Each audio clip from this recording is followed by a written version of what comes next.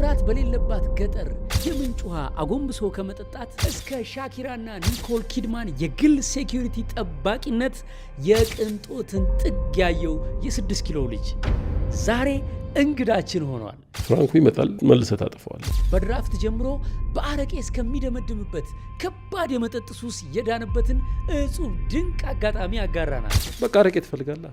በ15 ዓመታት የአቡዳቢ ቆይታው የግዙፉ አየር መንገድ የደህንነት ኃላፊ እስከመሆን የደረሰው ወጣት ኢትዮጵያዊ ኢቲሃድ አየር መንገድ ማለት ኢቲሃድ ኤርዌይስ ከተጋነነው የቅንጦት ኑሮ ዛሬ አዲስ አበባ ላይ ራይድ ሹፌር ሆኜ ያገኘሁት ሰላም ይበልጥብኛል ማለቱን ብትሰሙ ምን ትላላችሁ? በማይታመን የህይወት ጉዞ ውስጥ አስገራሚውን ማንነቱን ያገኘው ፍጹም እንግዳችን ሆኗል። እንኳን ደህና መጣ ፍፄ። እንኳን ደህና ቆየህ። እስቲ ለተመልካቾች የልጅነት ማንነትን ከስም ጀምሮ የተወለድክ የታደግ አስተዋውቀን ራስህ። ፍጹም ተኬ ይባላል። 6 ኪሎ እዛች አንበሳው ግቢው አካባቢ ነው የተወለድኩት። እዛ አካባቢ ነው ያደግኩት። በጣም ቀይ ከመሆኔ የተነሳ ወፍራም ከመሆኔ የተነሳ እናቴ ከሰል እየቀባች ነበር።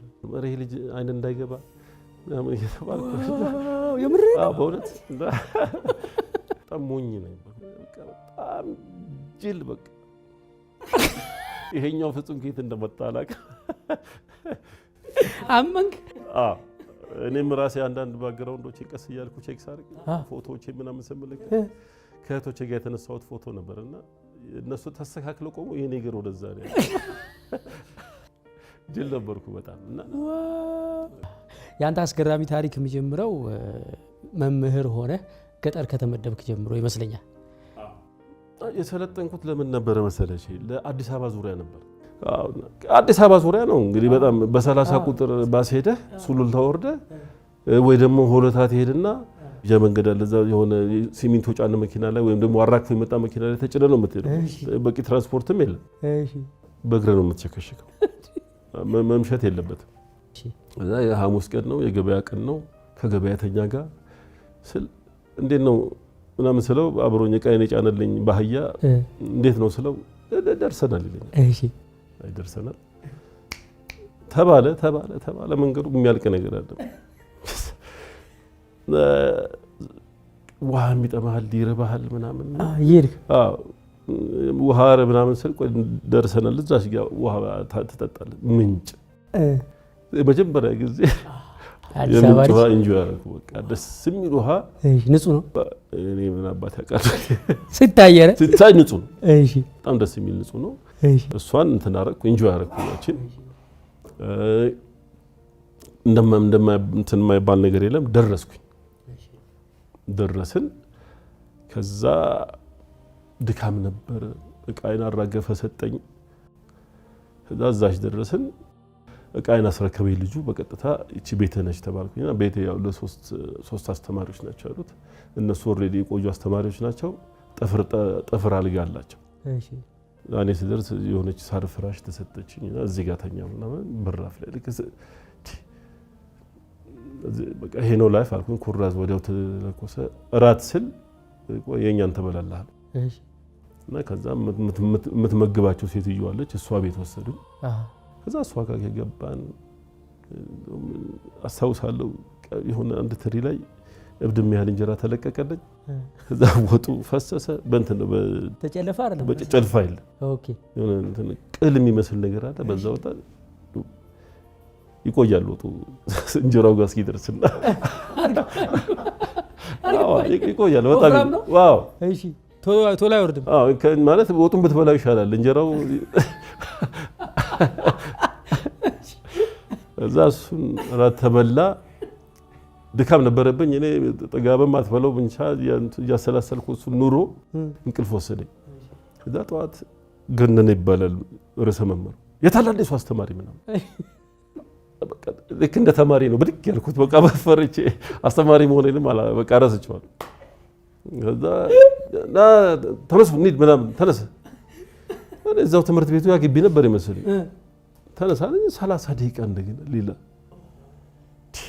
ምንድነው ይሄ ነገር? ዘመቻ ካልሆነ በስተቀር መቼም ላስተምር እንደዚህ አይሆንም። ይሄ ደግሞ ቀን በቀን ይሄኛው ቀን በቀን ነው የምትሄደው። ደርሶ መልስ 30 ደቂቃ ቀን በቀን በየቀኑ 30 ደቂቃ አለብክ። እንግዲህ የሚጀምረው የዛን ቀን ሄድኩኝ። ለትምህርት ቤቱ ሊያስተዋውቀኝ ነው። አስተማሪዎቹን ከሌላም ቦታ የሚመጡ መምህራኖች አሉ ቤታቸው ከኛ ጋር ያልሆነ እነሱም ይሄ አስተማሪ ነው ምናምን አላቸው። በጣም በቃ ጩጬ ነኝ በቃ እየገላመጡኝ ምንም እያሉኝ ይሄ ምኑ ነው የሚያስተምረው ነው። ከዛ ገባሁኝ። የአራተኛ ክፍል ስም ጠሪ ነህ አለኝ። እሺ አልኩኝና በቃ ይሄ መጽሐፍ ውሰድ አለኝ። መጽሐፍ ውሰድ፣ ሂሳብ፣ ሳይንስ አራተኛ ክፍል ታስተምራለህ፣ እንግሊዝኛ ስድስተኛ ክፍል ታስተምራለህ። እሺ ከዛ እንትኑ ትእዛዙ ልክ እንደ እንትን እኔ አስተማሪ እንደሆንኩ አይደለም ጭሰኛ እንደሚባለው አይነት ነገር ነው። እሺ ከዛ ገባሁ። አራተኛ ክፍል ስም ጥሪ፣ ደፍተሪን መጽሐፌን ምናምን ይዤ አራተኛ ክፍል ልጠራ ዘው ስል አንድ ተማሪ ነው ሌሎቹ ልጆችስ ምናምን አልኩ። መምህር እኔ ብቻ ነኝ አለ። ስሙን ራሱ እስከዛሬ በቃ የግሌ ነው የሚባለው ማለት እኔም አስበው የግሌ ሆነ በቃ እና አልገባኝም። አራተኛ ክፍል ያለፈው እሱ ብቻ ነው? ጠቅላላ ትምህርት ቤት ውስጥ ያለው 33 ተማሪ ከ1 እስከ 6። እሺ በቃ እዛ ትምህርት ቤት ውስጥ እንግዲህ አንዳንድ ቢሰጡን እንኳን አቅፈን እናስተምራቸው። እንደዚህ እንደ ሞግዚትነትም ማስተማር ትችላለህ። እሺ ባይለፋ ልጁ ራሱ እኔ ቤቱ ሂጅ ባስተምር ይሻላል እኮ። እሺ ትምህርት ቤቱ መከፈቱም እኮ እሺ ከዛ እሱን ነው የምጠራው። አንድ ቁጥር የግል አቤት ይላል። ትወጣለህ። ስድስተኛ ክፍል ክላስ ይኖራል እዛ አስተምረህ ምናምን ትመጣለህ። እሺ ለምን ጠራለህ? እያየኸው ነው በቃ እኮ መጥራት እኮ የሚጠራው እኮ ሰባ ከሆንን የቀረ ይኖራል ተብሎ ነው። ሞራሉ ትጠብቃለህ። ተማሪ አይደል? የተማሪ ስሜት እንዲሰማው ትምህርት ቤት ለምን መጣሁ እንዴ? አንተ ራስህ መምህርነትህን ታስታውስ። እኔ የሚገርም ሞራል ላይ እኮ ሞራል ላይ እንዴ 270 ብር እኮ ነበር የሚከፈለው ደሞዙ። ቀላል መሰለህ እንዴ? ይሄ ሁሉ እየተከፈለ መጥራት ግድ ነው። መጥራት አለብህ። እጠራለሁ። ግን ፈኒ ፓርቱ ምንድነው መሰለህ?